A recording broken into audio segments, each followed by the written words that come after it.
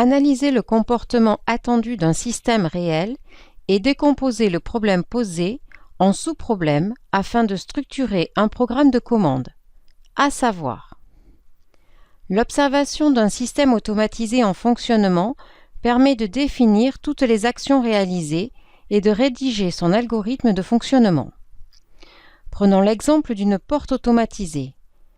La porte automatisée reste fermée tant qu'aucune présence n'est détectée.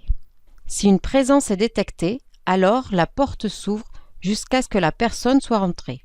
Voici le fonctionnement. La porte s'ouvre dès que quelqu'un se présente devant et se referme automatiquement quand la personne est entrée.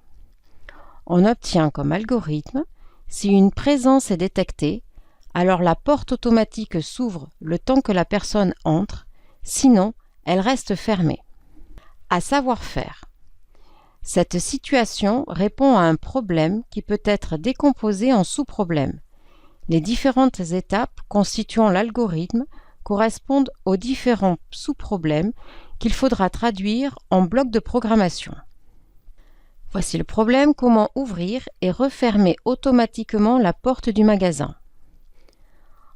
On obtient deux sous-problèmes: comment ouvrir la porte quand quelqu'un est devant et comment refermer la porte quand la personne est entrée.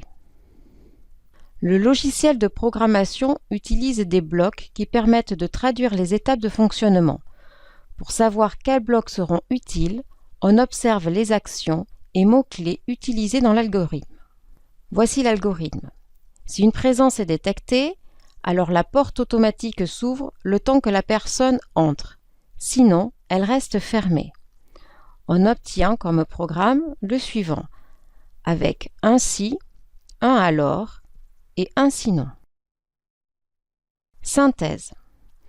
L'observation d'un système automatisé en fonctionnement permet de définir ses actions et de rédiger son algorithme de fonctionnement.